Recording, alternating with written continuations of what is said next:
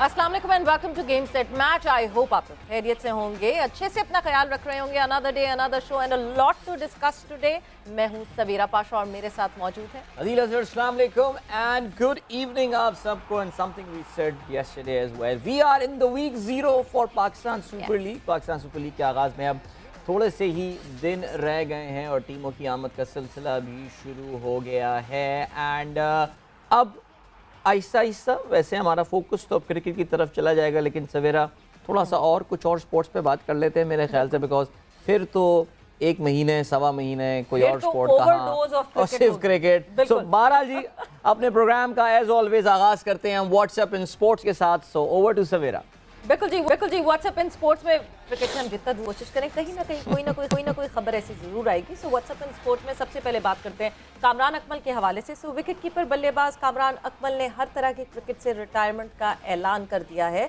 उन्होंने कहा कि बहुत सारी जिम्मेदारियां जो नई जिम्मेदारियां मिली हैं, उन जिम्मेदारियों के साथ क्रिकेट खेलना जो है वो आसान नहीं होगा, मुश्किल होगा। जब भी मौका मिलेगा तो थोड़ी बहुत लीग क्रिकेट ज़रूर खेल लूँगा। सेलेक्टर बनना और कोचिंग करना एक नया रोल है जिस पर फोकस करना चाहता हूँ। डैरन सैमी के होने से बाबर को सीखने का मौका मिलेगा। बाबर के साथ ओपनर कौन होगा ये फैसला डैरन सैमी और बाबर करेंगे। पेशावर ज़ल्मी की तैयारियां हैं और डैरन सैमी पहुंच चुके हैं पाकिस्तान। एब्सोल्युटली जी, पाकिस्तान सुपर लीग 8 के आगाज में 6 दिन बाकी रह गए हैं। 13 फरवरी से होगा एक्शन लगातार। पेशावर ज़ल्मी की टीम कराची में डेरे डाल चुकी है, प्रैक्टिस भी उन्होंने शुरू कर दी है। कामरान अकमल को पेशावर ज़ल्मी का बैटिंग कंसल्टेंट मुकर्रर कर दिया गया है। बैटिंग कोच डैरन सैमी भी कराची पहुंच गए हैं। मुल्तान में इफ्तिताई तकरीब की तैयारियां अपने आखिरी मराइल में दाखिल हो गई हैं। शहर को खूबसूरती से दुल्हन की तरह सजाया गया है। PSL 8 का ऑफिशियल एंथम भी आज रिलीज किया जा रहा है। फाइनली हम एंथम याद कर रहे थे कि ये कोई चर्चा कोई शोर शराबा शुरू ही नहीं हुआ, बिकॉज एक हफ्ता रह गया है और नेक्स्ट मंडे से मेला सज जाएगा। और ये क्रिकेटिंग मेला पाकिस्तान में एक फेस्टिविटी की तरह PSL मनाया जाता है। और जिस तरह PSL 8 की बात हो रही है तो बहुत सारी खबरें अलग अलग फ्रेंचाइज से आ रही हैं, अलग अलग स्टेटमेंट्स आ रहे हैं प्लेयर्स के। जिस तरह इस्लामाबाद यूनाइटेड के कप्तान शादाब खान ऑलराउंडर कैसे बने, इस राज से उन्होंने पर्दा उठा दिया। कहते हैं कि खुद को ऑलराउंडर साबित करने के लिए कप्तानी का नाजायज़ फ़ायदा उठाया और ख़ुद को प्रमोट किया और बैटिंग में ख़ुद को प्रमोट करके और बैटिंग से जो है वो अपने आप को ऑलराउंडर बनाने की एक वो कहते हैं अपॉर्चुनिटी को उन्होंने हासिल किया। कराची किंग्स के कप्तान इमाद वसीम बोले किसी के जाने से टीम को कोई फ़र्क नहीं पड़ता। उन्होंने प्ले ऑफ मरहले तक रसाई को पहला हदफ करार दिया है। बहुत सारी गलतियों के बारे में उन्होंने बात की कि कराची किंग्स में क्या क्या गलतियां थी और किन किन चीज़ों को सही किया जाएगा। साथ ही साथ शुएब मलिक की इंक्लूजन पे भी बात की कि एक सीनियर प्लेयर अगर परफॉर्म नहीं भी कर रहा हो बट उसकी प्रेजेंस जो है वो यंगस्टर्स के लिए बहुत ज़रूरी होती है। मुल्तान सुल्तान के कप्तान मोहम्मद रिजवान ने PSL को दुनिया की बड़ी लीग करार दे दिया, सबसे बड़ी लीग करार दे दिया। लाहौर कलंदर्स भी टाइटल के दिफा के लिए तैयार हैं। लाहौर में प्रैक्टिस मैच खेला। वैसे इमाद के जुमले में किसी के जाने से फ़र्क नहीं पड़ता, यहाँ किसी से मुराद बाबर आजम है। Just in case you do not know, women T20 world cup से कबल पाकिस्तान विमेन टीम जीत के ट्रैक पर वापस आ गई है। पाकिस्तान ने कल अपना पहला वार्म अप गेम खेला अगेंस्ट बांग्लादेश और पाकिस्तान ने बांग्लादेश को 6 विकेटों से शिकस्त दे दी। पहले बैटिंग करते हुए बांग्लादेश ने 101 रन बनाए और पाकिस्तान ने 102 का ये टारगेट 16 ओवर्स में 4 विकेटों के नुकसान पर पूरा कर लिया। पाकिस्तान की विमेन टीम अपना दूसरा वार्म अप गेम कल मेज़बान जनूबी अफ्रीका के खिलाफ खेलेगी। और बात कर लें, बात क्रिकेट की हो रही है बट इंटरनेशनल सिनारियो पे कुछ बात कर लें तो ऑस्ट्रेलिया के T20 कप्तान एरन फिंच ने वनडे क्रिकेट के बाद अब T20 क्रिकेट से भी रिटायरमेंट का ऐलान कर दिया है। फिंच ने करियर में कहा जो भी जिन्होंने सपोर्ट किया उन फैंस का शुक्रिया किया, अपने अहले खाना का शुक्रिया किया और बोले कि अगले साल स्केड्यूल जो T20 वर्ल्ड कप है उसमें नहीं खेल सकूंगा, इसीलिए रिटायरमेंट का फैसला किया। और ये कि ताकि टीम को मुस्तकबिल में टीम तैयारी कर सके और पता हो पहले से टीम को कि प्लान के हिस्से में एरन फिंच नहीं होंगे। So this is it WhatsApp in sports. और यस, ये पहले से जो लेते हैं रिटायरमेंट का और टीम के बारे में सोचते हैं, हमारे यहाँ ऐसा क्यों नहीं होता दी? हाँ सवेरा, मैं इत्तेफाक से सुबह अपना उस वक्त रेडियो शो कर रहा था जिस वक्त ये ब्रेकिंग न्यूज़ आई कि एरन फिंच ने जो है वो रिटायरमेंट का ऐलान कर दिया, और मेरे जहन से उस वक्त ये, अच्छा वो कहते, उनकी बड़ी सिंपल सी लॉजिक थी, उनको ये लगा कि अगला T20 वर्ल्ड कप 2024 में है और वो ये कहते हैं कि तब तक शायद वो इस लेवल की क्रिकेट जो है वो नहीं खेल पाएंगे, बिकॉज एरन फिंच का अगर आप रिसेंट टाइम्स में देखें तो कितनी कोई ख़ास परफॉर्मेंस उनकी थी नहीं। तो ये जो सेल्फ अकाउंटेबिलिटी जो हमें वेस्टर्न कल्चर में मिलती है, मैं कहूँगा कि सिविलाइज सोसाइटी में मिलती है, इससे हम कितनी मुश्किलात से बच जाते हैं। और उन्होंने एक और बड़ी प्यारी बात बोली, अगर आप उनकी पूरी स्टेटमेंट एरन फिंच की सुने, उन्होंने कहा कि I want to give adequate time, यानी मैं अपनी टीम को उतना टाइम देना चाहता हूँ कि वो मेरे बगैर जो भी स्ट्रैटेजी है वो बना सकें, ताकि आगे की स्ट्रैटेजी का मैं कहीं हिस्सा ना हूँ। So you can see that अभी T20 वर्ल्ड कप होने में 1.5-2 साल का टाइम है and they are already strategising for that world cup.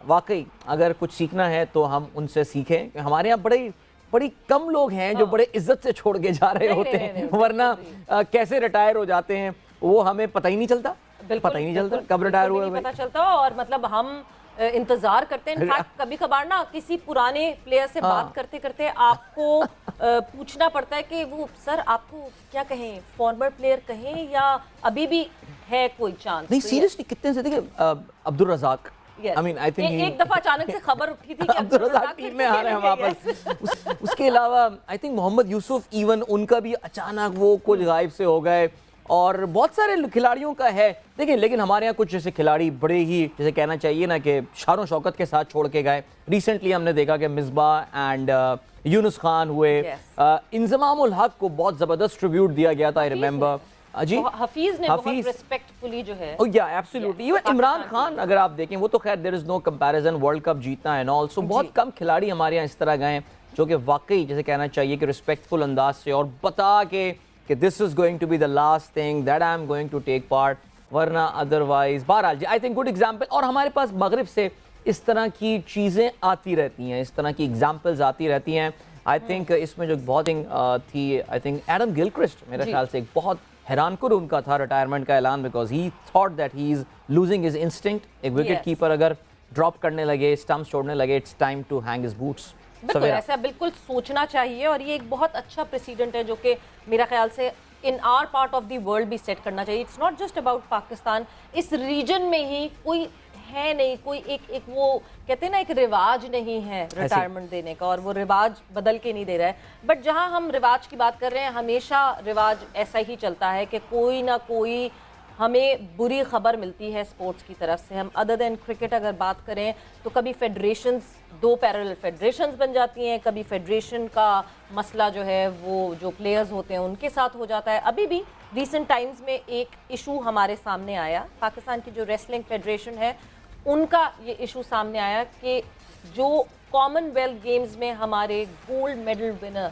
नू दस्तगीर बट, उनको एशियन गेम्स के लिए उनका नाम ही आगे प्रपोज नहीं किया गया। सो क्या माजरा हुआ, क्या वजह थी? अलग अलग 2 स्टोरीज हमें सुनने को मिल रही हैं, but right now we have the man himself. उनसे बात करते हैं, नू दस्तगीर बट हमारे साथ मौजूद हैं, उनसे बात करते हैं, उनसे जानते हैं कि क्या मसला हुआ और क्यों ये रेसलिंग फेडरेशन ने इस तरह की चीज़ की। नू, अस्सलाम वालेकुम and welcome to game set match.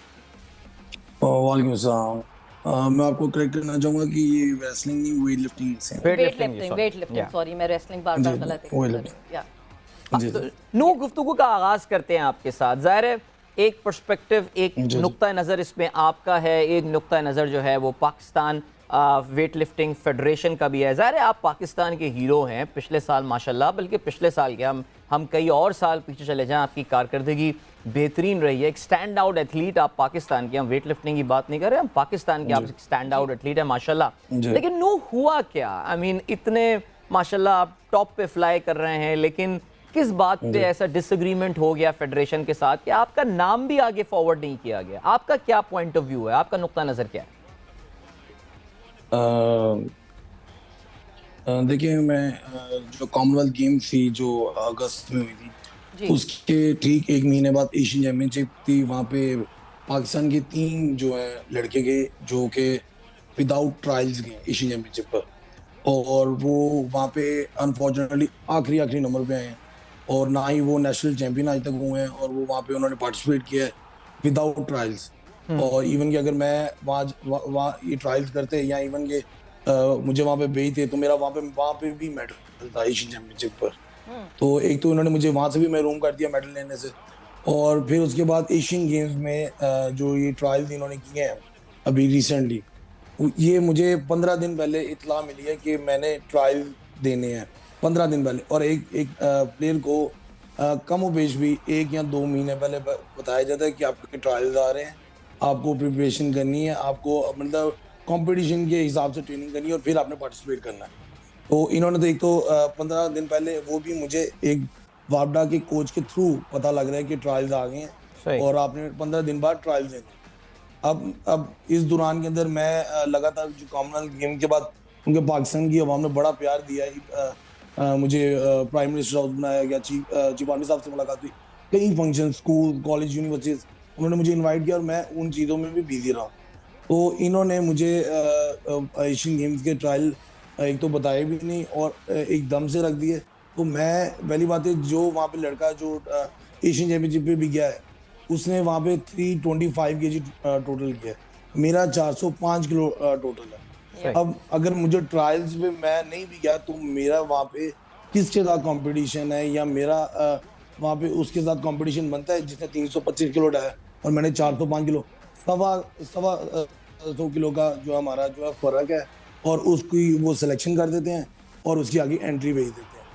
तो फेडरेशन ने ना मुझसे कोई रब्ता किया है कि आप एशियन गेम के ट्रायल पे क्यों आए हो, क्या इनको नहीं पता था कि मैं पाकिस्तान वेटलिफ्टिंग टीम का टॉप प्लेयर हूँ?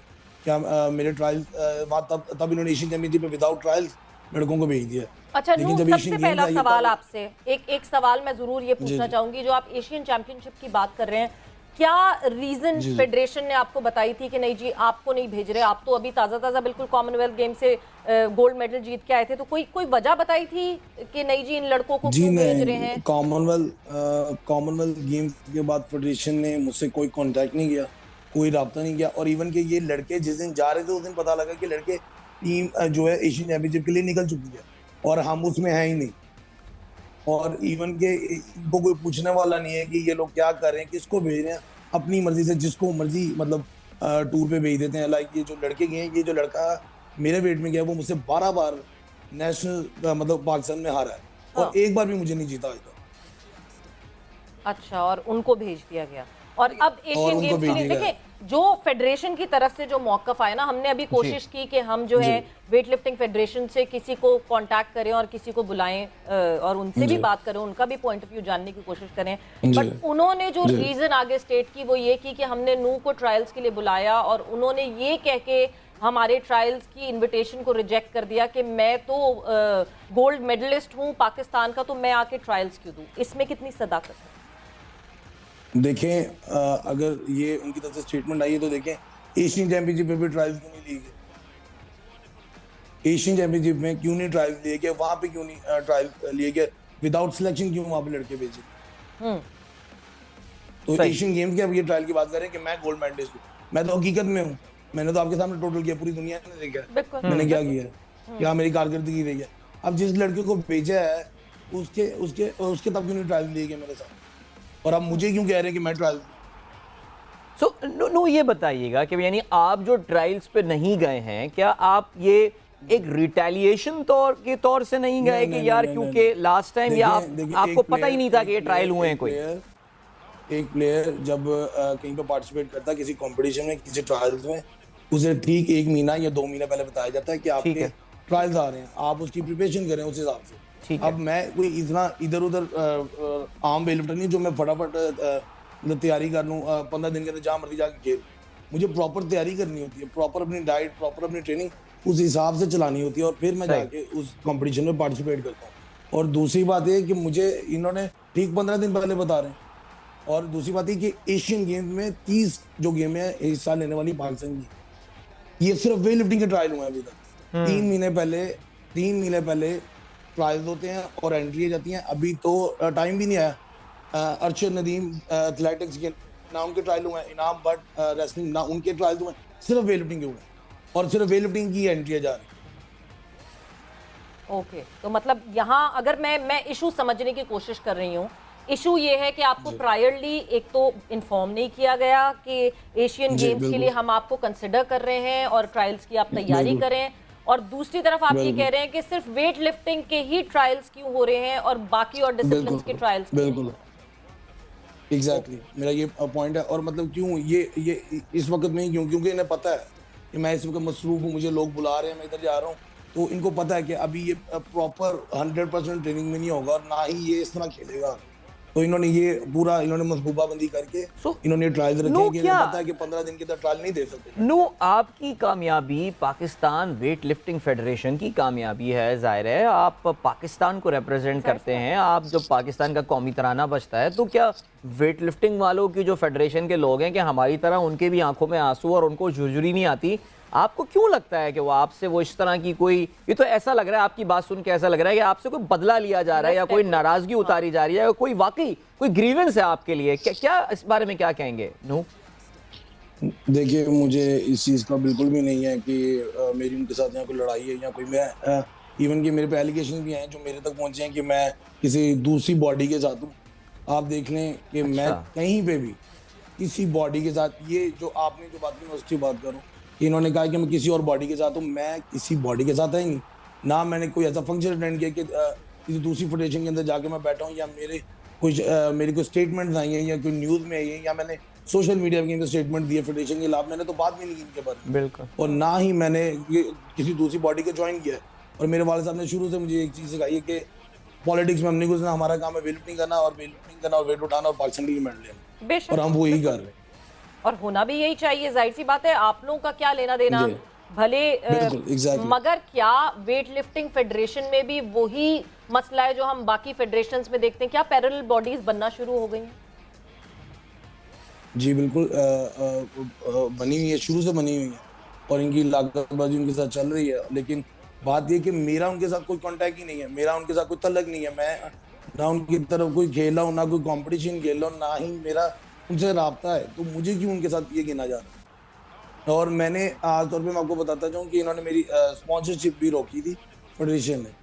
और फेडरेशन का जो एक कॉन्ट्रैक्ट होता है एक स्पॉन्सरशिप का पीओ के और मेरे फेडरेशन के दरमियान पीओ हाउस में हुआ था कि पीओ ने ये कहा था कि इनको कॉपी प्रोवाइड कर दी जाए कि ये कॉपी आप इनको भेज दें। और ये तकरीबन 6 महीने पहले की बात, आई थिंक साल हो गया।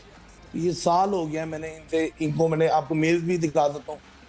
मैंने इनको मेल किया कि इन्होंने कहा क्या कहते हैं वो कॉपी मुझे भेजें आप।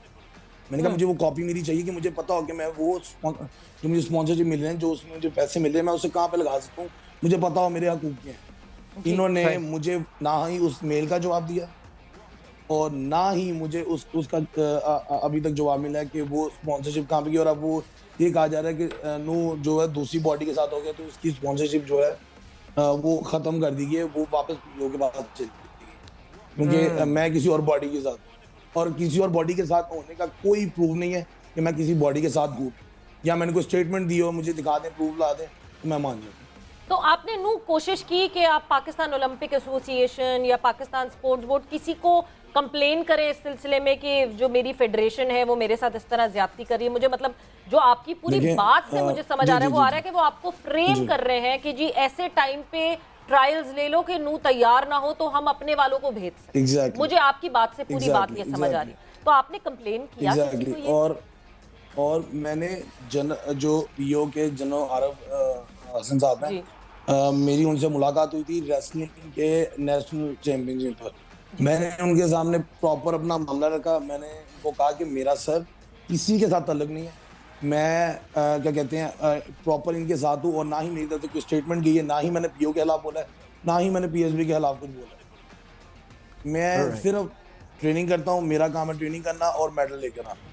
मैंने उनको प्रॉपर एक्सप्लेन किया। उन्होंने कहा था कि हम आपको जरूर दोबारा बुलाएंगे ये हाउस, और लेकिन अभी 1 महीना 1.25 महीना होने वाला है। ग्रेट। नू आप अभी तक नहीं बुलाया, मैंने प्रॉपर एक्सप्लेनेशन की है। बिल्कुल। नू हम एक ब्रेक की जाने है। नू दस्तगीर भट्ट पाकिस्तान के Commonwealth gold medal winning weight lifter हमारे साथ मौजूद हैं। गुफ्तगू का सिलसिला जारी रखेंगे। केस आपके समझ में आ गया होगा, आगे के लाएअमल के हवाले से बात करेंगे। व्हाट्स नेक्स्ट फॉर नू नाउ, इस मामले को कैसे और कोशिश पूरी कर रहे हैं कि जो वेट लिफ्टिंग फेडरेशन है वहां से हमें कोई रिप्रेजेंटेटिव मिले कि हमें समझ आए कि एक्चुअली क्या इशू है, क्या सिनेरियो है। After this short break and welcome back to Game Set Match in conversation with Noor Dastagir Butt, Commonwealth game के गोल्ड मेडलिस्ट, पाकिस्तान का नाम रोशन किया उन्होंने काफ़ी एक इंटरनेशनल स्टेज पे।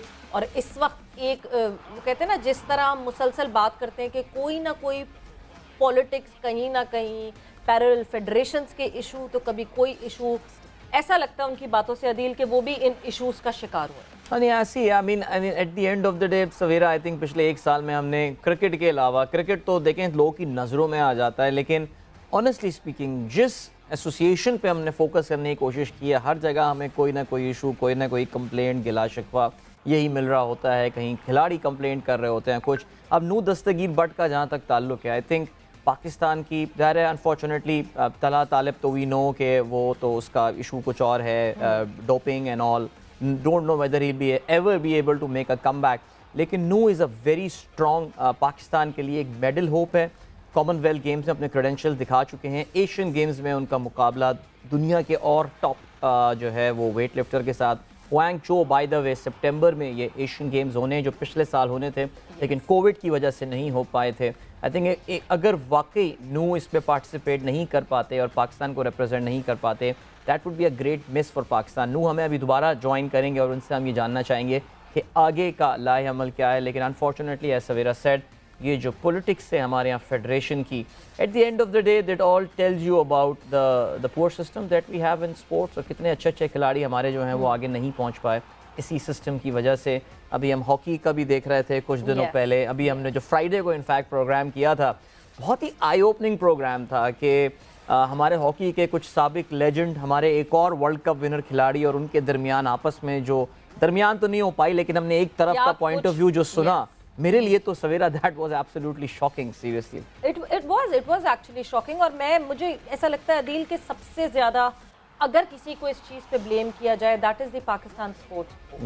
इसलिए क्योंकि जब तक आपकी एक पेरेंट बॉडी स्ट्रिक्ट रेगुलेशंस नहीं बनाएगी, स्ट्रिक्ट पॉलिसीज नहीं बनाएगी, अकाउंटेबिलिटी नहीं करेगी, सो कैसे चलेगा काम, कैसे पैरेलल, हमने कितना सफ़र किया पैरेलल फेडरेशन की वजह से, फीफा की तरफ से हमने बैन इस वजह से सिर्फ हमें हुआ बिकॉज पाकिस्तान फुटबॉल फेडरेशन दो पैरेलल चल रही थी, बिल्कुल ऐसी, और उनकी भी एग्जैक्टली यही लड़ाई होती थी, तुम उनके पास जाके खेल लिए, अब तुम हमारे पास नहीं आओगे।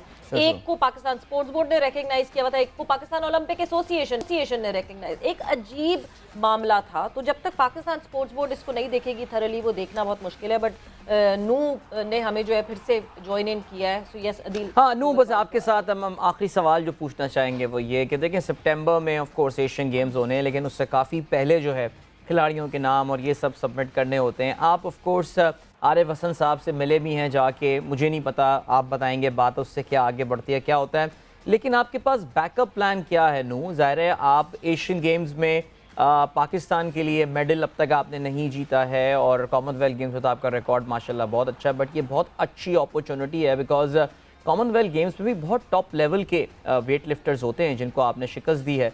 सो आपका बैक प्लान या प्लान बी क्या है नू? आप दोबारा सवाल कीजिए, पता नहीं लगा। आपका प्लान बी क्या है? आप अभी आरिफ हसन साहब से मिलकर आ गए, आपको मेरी आवाज़ आ रही है Nooh? Let me check with you one. I think there is some connection issue जिसकी वजह से वो नहीं पहुंच पाया बिकॉज वाकई I mean what's next for him, ये एक बहुत बड़ा सवाल होगा, लेकिन unfortunately I think we have lost contact with him. Nooh वापस आ चुके हैं, आपको मेरी आवाज़ आ रही है? जी जी आपकी आवाज़ आ रही है। अनु बिल्कुल, हमारे पास वक्त कम है क्योंकि ज़रा कनेक्शन इशू भी आ रहा है, जल्दी से आप बता दें आगे का लाहेअमल आपका क्या है? एशियन गेम्स सितंबर में होने काफ़ी पहले नाम जाने होते हैं उससे, अब तो ज़ाहिर है मसला आपका वेट लिफ्टिंग फेडरेशन के साथ चल रहा है, so what's next, plan B क्या है? देखिए मेरा जो फर्ज बनता है वो ट्रेनिंग करना है, मैं ट्रेनिंग करूंगा मजीद आगे, और अगर ये दोबारा ट्रायल्स करेंगे या दोबारा एशियन गेम्स के ट्रायल होंगे या और कोई अदर इवेंट्स के ट्रायल होंगे तो मैं लाजमी पार्टिसिपेट करूंगा। और मैं ये भी जरूर कहना चाहूंगा कि देखें ट्रायल्स उनके होते हैं जिनका 19-20 का फर्क। अब यहाँ पे एक बंदा 325 किलो उठा रहा है और एक बंदा 405 किलो उठा रहा है, मेरा नहीं ख्याल जो वर्ल्ड लेवल पे जो प्लेयर्स होते हैं वो साल में 3 से ज्यादा कंपटीशन नहीं खेलते। एक वर्ल्ड चैंपियनशिप, ओलंपिक गेम्स या अपने जैसा एशिया का आ गया या यूरोप का आ गया, इस तरह खेलते हैं कंपटीशन। अपने एशिया का मतलब हमारा एशिया आता है, हम एशिया का खेलते हैं, तो 3 से ज्यादा कंपटीशन नहीं खेलते। अब ये चाहते हैं कि मैं हर ट्रायल में ट्रायल दूं, मतलब इनको जब पता है कि मैं नंबर 1 पे हूँ, मैं मेरी अगर मेरिट पे देखा जाए तो मैं नंबर 1 पे हूँ, तो मेरे ये क्या हर बार ट्रायल पे लेंगे, कॉमनवेल्थ चैंपियनशिप बार उसके ट्रायल लेंगे, वर्ल्ड चैंपियनशिप फिर उसके ट्रायल लेंगे, और किन के साथ लेंगे? जिनके साथ मेरा 100 किलो का फर्क जा रहा है और जो मुझसे पाकिस्तान में 12 साल में 12 बार हार चुके हैं, उनके साथ मेरे ट्रायल लेंगे। तो फिर तो मैं पाकिस्तान में ही लड़ता रह जाऊंगा, मैं फिर बाहर नहीं कंपटीशन खेल पाऊंगा, मैं फिर पाकिस्तान में ही ट्रायल देते ही रह जाऊंगा। बट नो, आपको ये नहीं लगता एक प्रोटोकॉल होता है हर चीज का, और वो प्रोटोकॉल जो है वो जाहिर सी बात है, हम हर दफा कहते हैं ना कि गेम सबसे बड़ा होता है, कोई भी खिलाड़ी गेम से बड़ा नहीं होता, गेम सबसे बड़ा होता है, एक प्रोटोकॉल होता है। मगर ये प्रोटोकॉल अगर सबके लिए अप्लाई हो रहा है तो बिल्कुल सही है, मगर अगर ये पर्टिकुलरली सिर्फ आपके लिए अप्लाई हो रहा है देखिए, तो हाँ, मैं यही कहना चाह रहा हूँ, मैं यही कहना चाह रहा हूँ कि ये एशियन चैंपियनशिप पे भी अप्लाई होना बिल्कुल, चाहिए। आई थिंक ये पॉइंट वैलिड है। एशियन चैंपियनशिप पे क्यों लड़के इस तरह के, अगर ये वहां पे इस तरह होता फिर मेरी बारी ही क्यों एशियन गेम पे ये हो रहा है? Right, I think no, thank you. और मैं आपको इसकी ईमेल भी भेज सकता हूँ, सेंड कर सकता हूँ, क्योंकि मैंने पीओ को भी किया और पाकिस्तान वेलफेयर पटिशन को भी की है, और बकायदा इनको मैंने कहा हुआ है कि मुझे वहाँ पे बुलाएं और मेरे साथ मीटिंग की जाए। पीओ को मैंने कहा हुआ है और पाकिस्तान वेलफेयर पटिशन को, लेकिन मुझे उनके आज तक कोई जवाब ही नहीं आया, और ऊपर से मेरे भी ये एलिगेशन लगाया जा रहा है कि मैं किसी दूसरी बॉडी के साथ। बस ये एलिगेशन एक दूसरे पे इल्जामात लगते रहेंगे और हम इसी तरह जो है अपने एथलीट्स को ज़ाया करते रहेंगे। नू, बहुत बहुत शुक्रिया, हमारी टीम ने जो है वो ज़रूर अब की कि वो अथॉरिटीज़ से बात कर सकें, स्पोर्ट्स मिनिस्टर से भी बात करने की कोशिश की है, उनसे बात भी हुई है, वो फर्दर ऑन इस मैटर में देखेंगे। आई होप आपको वो कॉन्टैक्ट करें और ये जो ज्यादती हो रही है ये ज्यादती ना हो। हम कोशिश करेंगे अदील कि हम मौकफ जो है जी बिल्कुल बहुत जरूरी है। पाकिस्तान रेसलिंग फेडरेशन है, एहसान मजारी साहब ने जो कि minister for inter provincial coordination और स्पोर्ट्स को देख रहे हैं, उनसे हमारी टीम ने अभी बात की है। वो ऑन एयर अभी इसलिए नहीं है बिकॉज वो ये कह रहे हैं कि मुझे इस मामले का पहले बैकग्राउंड समझने दें, and I think it's a very valid point. I mean on air आके आए बाएं शाएं करने से अक्सर लोग आ जाते हैं, पता नहीं होता बैकग्राउंड, बट वो ये कह रहे हैं जी मैं बैकग्राउंड चेक करूंगा, उसके बाद आके वो हमसे बात करेंगे। हम कोशिश करेंगे कल या परसों जब भी उनकी अवेलेबिलिटी हुई इस मामले की, ताकि आपको एक दूसरी साइड ऑफ द पिक्चर भी, आई थिंक मामला काफी हद तक सवेरा ये क्लियर हो गया। चले जी, आज जो हमने हमारा प्रोग्राम शुरू होते ही जो इस वक्त ब्रेकिंग न्यूज आई थी वो कामरान अकमल की तरफ से आई थी, और पाकिस्तान की क्रिकेट का एक बड़ा असेंशियल पार्ट रहे। इनफैक्ट मैं ये कहूँगा कि राशिद लतीफ़ और मोइन खान के बाद कामरान अकमल ज़ाहिर है पाकिस्तान की विकेट कीपिंग का एक काफ़ी परमानेंट हिस्सा जो है वो रहे। नेचुरली बिफोर सरफराज उन्होंने अपनी तमाम क्रिकेट की तमाम फॉर्मेट से रिटायरमेंट का ऐलान कर दिया। पहले कामरान को सुनते हैं और फिर और मज़ीद बात करेंगे। सब भी कहते हैं नंबर 1 बैट्समैन है, तीनों फॉर्मेट में उसने परफॉर्मेंस दी हुई है, कहने की तो ज़रूरत नहीं है। किसी भी फ्रेंचाइज क्रिकेट में जाता है तो वो उस फ्रेंचाइज की टीम ऑटोमेटिकली एक अच्छी टीम बन जाती है। बैटिंग देखिए, जब डोमेस्टिक ना खेल रहे हों तो फिर आप पाकिस्तान की लीग क्रिकेट भी ना खेले तो ज़्यादा बेहतर है, किसी और को मौका मिल जाए जो डिज़र्विंग है। जब आपको डोमेस्टिक नहीं मिलेगी तो खैर दिल में आता है, लेकिन सब ने छोड़नी होती है क्रिकेट। मेरे ख्याल से टाइमली छूट गया तो फिर भी स्टिल मैं पार्ट हूँ ज़ल्मी का, तो एक अच्छा है कि जो ज़ल्मी के लिए खेलने हैं, जो परफॉर्मेंस दी है वो अब नए लड़कों के साथ शेयर करेंगे, अपना एक्सपीरियंस शेयर करेंगे। तो नए रोल पहला दिन है तो ज़रा डिफरेंट लग रहा है, लेकिन ये है कि इससे भी अब यूज़ टू होना पड़ेगा। मतलब आप ऑफिशियली रिटायर हो गए, ये कहना चाह रहे हैं? ऑफिशियली रिटायर हो गए आप? रिटायर हो गए जी बिल्कुल। अब मेरे ख्याल से सिलेक्टर भी बन गए हैं, मेंटोर भी बन गए हैं, लीग्स भी छोड़ देंगे दुनिया भर की? देखिए लीग्स तो डेफिनेटली अब मैं नहीं खेल सकूंगा, लेकिन छोटी मोटी जो लीग है, जैसे मैं जाता हूँ अमेरिका या ऑस्ट्रेलिया, मैं इधर उधर गया हूँ, वो 10-15 दिन की मैं ज़रूर खेलूँगा। वो अपनी प्रैक्टिस कंटिन्यू रखूँगा उस वक्त जब पीसीबी कोई असाइनमेंट ना हो, कोई जूनियर सिलेक्शन कमेटी पाकिस्तान, उसमें मैं डेफिनेटली अवेलेबल होऊंगा और मैं खेलूंगा ज़रूर। अपना फिटनेस और ये जुनून ख़त्म नहीं हो सकता, चाहे जितने मर्जी हम लोग बूढ़े हो जाए, एज जितनी मर्जी ज़्यादा हो जाए, अपना फिटनेस पर कंटिन्यू रखना चाहिए। जी, ये थी कामरान अकमल की ऑफिशियल रिटायरमेंट की अनाउंसमेंट, और very interesting career, and a lot of people might say कि शायद और बहुत कंट्रीब्यूट कर सकते थे पाकिस्तान क्रिकेट के लिए Kamran Akmal. Perhaps with his bat कुछ बड़ी यादगार इनिंग्स सवेरा कामरान ने खेली थी। आई थिंक मोहाली की वो knock, winning knocks, I mean वो जो अच्छा मोहाली की that knock against with Abdul Razzaq, उन्होंने वो मैच ड्रॉ करने के लिए खेली थी कराची में नेशनल स्टेडियम 2006 की सीरीज़, जब उन्होंने और later down the order batsman के साथ उन्होंने मिल के ऐसे मौके पे जब 0 पे 3 पाकिस्तान के खिलाड़ी आउट हो गए थे। आई थिंक कामरान के करियर की वो one of the best knocks थी फॉर श्योर। कामरान ने बाबर आजम के हवाले से, पाकिस्तान टीम के कैप्टन के हवाले से क्या कहा, ज़रा ये भी सुन लेते हैं। बाबर आजम के बारे में कामरान क्या कहते हैं। बाबर आजम दुनिया का सभी कहते हैं नंबर 1 बैट्समैन है। तीनों फॉर्मेट में उसने परफॉर्मेंस दी हुई है, कहने की तो ज़रूरत नहीं है। किसी भी फ्रेंचाइज क्रिकेट में जाता है तो वो उस फ्रेंचाइज की टीम ऑटोमेटिकली एक अच्छी टीम बन जाती है। बैटिंग में ऐसा नाम हो, ऐसा परफॉर्मर हो तो टीम को फ़ायदा होता है, तो इसका पूरा फ़ायदा होगा पेशावर ज़ल्मी को। और बाकी जो हमारे में जो चीज़ें पिछले सालों में नज़र आ रही थी बैटिंग की, वो एक मेरे ख्याल से बॉक्स फिल हुआ बाबर के आने से। स्पिनर्स पे उसने हिटिंग की है, प्रैक्टिस कर रहे हैं सारे, तो इसी चीज़ की है कि स्पिनर्स पे डोमिनेट कैसे करना, बड़ी हिट कैसे मारनी है, वो उसने खुद की है। हमने करवाया नहीं, बताया हमने क्या करना चाहिए, कैसे डेवलप करना चाहिए, गुगली को कैसे खेलना, स्पिनर्स को कैसे डोमिनेट करना, वो सारी चीज़ें आज की। बाबर पे आपने बात की गुगली की, हर बैट्समैन को होता है लेग स्पिनर पे जो अच्छा क्वालिटी लेग स्पिनर हो, उसको टैकल कैसे करना, उसके लिए बेस्ट यही है कि प्रैक्टिस पे बैटिंग पे ज़्यादा स्पिनर्स को खेले, लेग स्पिनर्स को खेले, डोमिनेट करे। कोशिश करेंगे कि जो भी बैलेंस कोच या कप्तान समझता वो 11 बनाए, वेन्यू को देखे, पिच को देखे, कंडीशन को देखे 11 बनाए जाते हैं। तो उसमें मेरे ख्याल से डैरन समी मास्टर है, 2 वर्ल्ड कप जीता हुआ, उसको पता है कैसे लेके चलना, उसका फ़ायदा बाबर को होगा। मुझे इतना बिलीव है कि जब ऐसे कप्तान के अंडर खेलेगा बाबर तो डिफरेंट आप देखेंगे, होना भी चाहिए। अब मैं बार बार कहता हूँ ना, तो ये चीज़ें अब बेहतर होनी चाहिए, तो इंशाल्लाह बाबर में आप ज़रूर देखेंगे और करनी चाहिए, टाइम बहुत हो गया।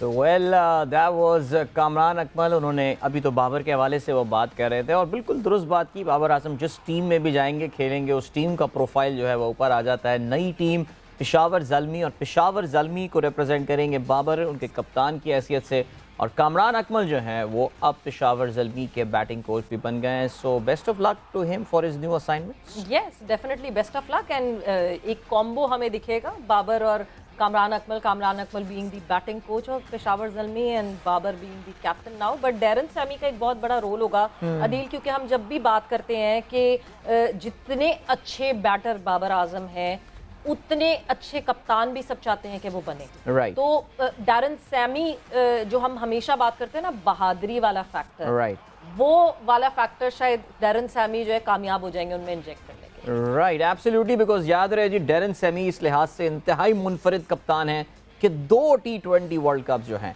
वो ऑफ कोर्स जीत चुके हैं, और ज़बरदस्त उनका, और पाकिस्तान PSL का जहाँ पे जिक्र होता है, ज़ाहिर है सैमी की ज़ाती हैसियत से उसकी कंट्रीब्यूशन जो है वो काफ़ी ज़्यादा है। ऐसी थोड़ी हम उनको सैमी खान कहते हैं। लेकिन खैर चले जी, एक बात करते हैं यूनिक स्पोर्ट के हवाले से, और इस यूनिक स्पोर्ट का नाम है टेंट पैगिंग यानी नेज़ाबाजी। अगर आपको याद हो और आप हमारे अगर रेगुलर व्यूअर हैं प्रोग्राम के, तो हमने पिछले साल के वस्त में अपने मेहमान बुलाए थे, सुल्तान साहब आए थे जो कि पाकिस्तान टेंट पैगिंग फेडरेशन से जो है वो उनका ताल्लुक था। साहबजादा सुल्तान सदर पाकिस्तान नेज़ाबाजी फेडरेशन के, बड़ी मुनफरिद उनकी शख्सियत थी, और बड़े ही I think his own the way he was carrying himself was a very royal manner, because it's a very royal sport. It is, and the kind of aura that he had, he was just sitting right across us, और वो हमें दिख रहा था वो और generally नेज़ाबाजी की जब हम बात करते हैं तो वो मेरा ख्याल से वो बॉडी पोस्चर और वो सब आपको जनरली वैसे आ जाते हैं। तो साहिबजादा सुल्तान फिर से हमारे साथ मौजूद हैं, और बिल्कुल उनसे जो है हम अपने सवालों का सिलसिला शुरू करेंगे, because Pakistan is again hosting the tent pegging world cup qualifiers. तो tent pegging world cup qualifying के इंतजामात इस वक्त कैसे हैं सुल्तान साहब? बिस्मिल्लाहिर्रहमानिर्रहीम। पाकिस्तान के जी वर्ल्ड कप क्वालिफायर्स जो पाकिस्तान को मिले हैं, पाकिस्तान का ग्रुप C है, और तकरीबन 6 ममालिक के दरमियान ये मुकाबले मुनक़िद होंगे, और लाहौर के अंदर होंगे इसी माह फरवरी के अंदर। और हम बहुत ही पुरुमीद हैं और अपनी पूरी तैयारी में हैं कि इंशाल्लाह पाकिस्तान बड़े अरसे के बाद इतना बड़ा नेज़ाबाजी का मुकाबला जो कि इंटरनेशनल सतह का है उसको होस्ट करने जा रहा है। और हमारी पूरी एफ़र्ट है बतौर president equestrian federation of Pakistan, मेरी जितनी भी इक्वेस्ट्रियन स्पोर्ट्स के साथ मोहब्बत करने वाले साहिबान हैं उन सब को मैं ये गुजारिश करना चाहूँगा कि ये आपका अपना इवेंट है, आपकी आरा, आपकी तजावीज़ उसको हम बड़े खुले दिल के साथ लेंगे और हम चाहते हैं कि आप हमें रहनुमाई दें और आपकी सपोर्ट हमें दरकार है, तमाम इक्वेस्ट्रियन जो हमारी कम्युनिटी है, ताकि हम इस इवेंट को शानदार अंदाज से मुनक़िद कर सकें। और वैसे भी जिस तरह के हमारे राइडर्स हैं, हम उनसे भी बड़े पुरुमीद हैं और हमारे घोड़ों की बहुत ज़्यादा लोग पसंदीदगी का इज़हार करते हैं कि जो पाकिस्तान के घोड़े हैं माशाल्लाह, उनकी जो राइड है और उसको सब जितने भी दुनिया से लोग आते हैं वो यही कहते हैं कि हमने इस तरह के घोड़े पहले नहीं दौड़ाए, बहुत कंफर्टेबल और बड़ी स्मूथ और ज़बरदस्त राइड है। तो एक शानदार इवेंट का इंशाअल्लाह ताला हम तवक्को करें और हम कोशिश यही करेंगे कि अपने जो सब्ज़ हिलाली परचम है इसको बुलंद से बुलंद तर रखें। सुल्तान साहब, मुझे याद है कि जब हम छोटे थे मिड 90s अर्ली 90s में जुमे को जब छुट्टी हुआ करती थी तो दोपहर में मुख्तलिफ मुतफर्रिक स्पोर्ट्स आया करते थे और उसमें टेंट पैकिंग का मुकाबला भी एक आया करता था और HSN ओल्ड बॉयज़ की टीम आ रही है एंड ऑल। लोगों में, यानी मैं अगर अपनी जनरेशन की भी बात करूँ, थोड़ी बहुत आगाही टेंट पैकिंग के हवाले से ज़रूर होती थी, लेकिन अब वो लोग जो कि इस गेम में डायरेक्टली इन्वॉल्व नहीं है उनकी इतनी ज़्यादा आगाही है ही नहीं। इस हवाले से क्या किया जा सकता है लोगों में इंटरेस्ट बढ़ाने के लिए, आगाही बढ़ाने के लिए इस गेम के लिए? बाजी की आगाही तो इसी तरह से ही मुमकिन है कि हम जितने ज़्यादा इंटरनेशनल स्टाइल के और इंटरनेशनल इवेंट्स करवाएंगे उतना ज़्यादा लोगों को इसका शौक़ भी पैदा होगा और इन्फॉर्मेशन भी होगी। बिल्कुल। और जब मैं तैयारियों की बात करती हूँ, क्योंकि ऑब्वियसली वर्ल्ड कप क्वालिफायर है ये, सो अगर मैं पाकिस्तानी नेज़ाबाजी खिलाड़ियों की बात करूँ तो कैसी तैयारी है इस वक्त? जी, सबसे बुनियादी और पहली चीज़ तो ये है कि हम अपने राइडर्स का स्किल डेवलप करें, तो उसके ऊपर हम काम कर रहे हैं। न सिर्फ उनकी जो टेक्निक्स हैं उनको दुरुस्त कर रहे हैं, बल्कि उनके राइडिंग स्किल्स और बाकी जो ज़रूरी चीज़ें हैं उनकी उसके ऊपर काम कर रहे हैं। अभी हमारा तकरीबन जो टीम मुंतखब हुई है वो भी ऑन मेरिट और ट्रायल्स के ऊपर हुई है और उनका एक लंबा कैंप चला है। तो इस तरह से हमारी कोशिश ये है कि हम इक्वेस्ट्रियन स्पोर्ट्स को और बढ़ावा दें। आप सर ये भी बताइए कि ये जो आपने बताया कि ये क्वालिफाइंग टूर्नामेंट हो रहा है, तरीक़ाकार ज़रा हमें बताइए कि कितनी टीमें इस टूर्नामेंट के बाद जो है मुंतखब हो के वो मेन राउंड में जा रही होंगी? जी सर। वर्ल्ड कप क्वालिफाइंग तो बेसिकली ये जितने भी ग्रुप्स हैं इनमें से उम्मीद यही है कि हर 4 ग्रुप्स हैं तो हर ग्रुप में से 2 टीम्स जो हैं वो क्वालिफाई करेंगी। तो पाकिस्तान के ग्रुप सी है और यहाँ तकरीबन 6 ममालिक के दरमियान मुकाबला है, जिसमें जॉर्डन है, ईरान है, बेलारूस है, लीबिया है, लेबनान है, पाकिस्तान है। तो एक भरपूर और ख़ूबसूरत ग्रुप है और इंशाल्लाह शायकीन इससे महजूज़ भी होंगे और उम्मीद यही है कि इंशाल्लाह 2 अच्छी टीम्स यहाँ से क्वालिफाई करके जाएंगी। उम्मीद ये होनी भी चाहिए बिल्कुल। मगर जब मैं ये बात करती हूँ कि डिफरेंस क्या होता है इंटरनेशनल इवेंट में और पाकिस्तान में होने वाले इवेंट का, क्या फ़र्क क्या है? हमारे कुछ ट्रेडिशनल जो तरीक़ाकार है रिवायती, हम उसको ज़्यादा तरजीह देते हैं और आहिस्ता आहिस्ता हम भी उन चीज़ों को जो हम समझते हैं पाकिस्तान के अंदर जिनको होना चाहिए, तो उसकी हम ट्रेनिंग और स्किल को डेवलप करने की कोशिश कर रहे हैं। पूरी दुनिया में जिस तरह से जिद्दत आ रही है और लोग तहकीक और साइंसी बुनियादों के ऊपर अपने राइडिंग्स को जो बढ़ा रहे हैं और उसको डेवलप कर रहे हैं अपने राइडिंग के स्किल्स, तो हम भी उन्हीं लाइंस के ऊपर यकीनन चलेंगे तो हम कामयाब होंगे और आहिस्ता आहिस्ता वही सफ़र है और वही रास्ता है जिस पे पाकिस्तान इक्वेस्ट्रियन स्पोर्ट्स भी चल रही है। और सुल्तान साहब, तैयारियां हमारी ये क्वालिफिकेशन राउंड जो होने वाला है ये इस किस स्टेज पर हैं, मुकम्मल हो गई हैं? Because tournament is around the corner now. World cup को होस्ट करने के लिए बेसिकली ये वर्ल्ड कप जो है ये इंटरनेशनल टेंट पैकिंग फेडरेशन जो है वो उनका एक मेकनिज़म है जिसके तहत वो डिफरेंट कंट्रीज़ को देते हैं। तो इस बार जो क्वालिफायर्स हैं वो तो हमें ग्रुप सी पूल के मिले और वर्ल्ड कप जो है वो साउथ अफ्रीका में है। तो देखें इंशाल्लाह पाकिस्तान भी एक दिन ज़रूर होस्ट करेगा। जिस तरह क्रिकेट वापस आ रही है, बाकी खेल पाकिस्तान में जड़ पकड़ रहे हैं, तो इंशाल्लाह नेज़ाबाजी के भी बड़े मुकाबले होते रहेंगे। तो अब जो है इंतज़ामात यहाँ पे आई बिलीव के मुकम्मल हो चुके हैं, क्वालिफाइंग राउंड के जो हमने यहाँ पे होस्ट करना है उसके सारे इंतज़ामात मुकम्मल हो गए? जी, इक्वेस्ट्रियंस का बहुत ज़्यादा शौक़ है। पाकिस्तान में तकरीबन 10,000 के करीब तो लोग नेज़ाबाजी करते हैं, जिसमें 4, 5, 6 हज़ार तो रेगुलर नेज़ाबाजी के राइडर्स हैं जो ऑन एंड ऑफ पूरा साल वो चल रहे होते हैं। तो बहुत ज़्यादा हमारे राइडर्स के अंदर शौक़ है, वो आगे चलना चाहते हैं। जहाँ तक ड्रेसाज की बात है तो वो हमारा एक ट्रेडिशनल ड्रेसाज है जो पाकिस्तान के अंदर जिसके ऊपर हम हैं, और इंटरनेशनल जो डिसिप्लिन्स है उसकी तरफ भी आहिस्ता आहिस्ता हम जा रहे हैं। एंड्योरेंस जो है वो पाकिस्तान में कई रेसेस हो चुकी हैं। शो जंपिंग हमारे कुछ स्कूल्स के अंदर होती है, कुछ और इदारे हैं जिनके तहत हो रही है। तो इंशाल्लाह हमारी यही कोशिश है कि हम जो FEI के डिसिप्लिन्स हैं उनके मुताबिक अपने राइडर्स को के स्किल्स को डेवलप करें, और फिर इंटरनेशनल इंशाल्लाह जो मुकाबले हैं, ओलंपिक्स है, बाकी एशियन गेम्स हैं, उनके अंदर पाकिस्तान के राइडर्स को देखें। और सुल्तान साहब, आपने क्वालिफिकेशन का तो बताया है कि वो 4 ग्रुप्स हैं और पाकिस्तान जिन मुल्कों के साथ है। वर्ल्ड कप का बताएं, वर्ल्ड कप में कितने ग्रुप्स होंगे, अगर उसकी भी कुछ तफसीलात आपके पास हों?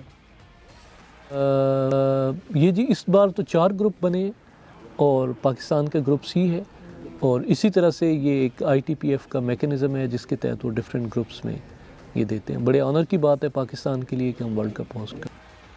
तो इससे पहले लास्ट टाइम कब था वो टाइम जब पाकिस्तान ने जो है नेज़ाबाजी का कोई इवेंट जो है वो होस्ट किया था? जी, इससे पहले 2014 में वर्ल्ड कप क्वालिफाइज हुए थे पाकिस्तान में, और अभी ये दूसरी मरतबा है। और हमारी टीम बड़ी स्किलफुल है, और पिछले 5-6 साल में पाकिस्तान टीम ने बहुत ज़्यादा नुमायाँ तरक्की की है और स्किल डेवलप किया है। इंटरनेशनल जो स्टैंडर्ड्स हैं उनको उनके मुताबिक माशाल्लाह इनकी तैयारी है। हम पर उम्मीद है अच्छे रिजल्ट।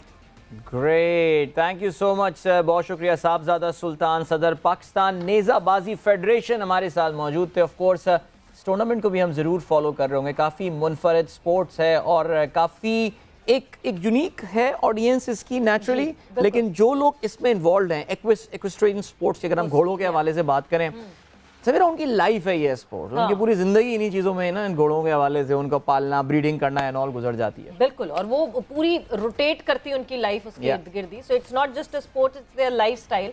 एंड विद दैट मेरे ख्याल से वक्त जो है यहाँ पे गेम सेट मैच का खत्म हो गया। आई होप आपने इंजॉय किया हो जो अदर देन क्रिकेट हमने बात की है। विद दैट सवेरा और अदील को इजाजत दीजिए, अपना ख्याल रखिएगा। टेक केयर, बाय बाय, अल्लाह।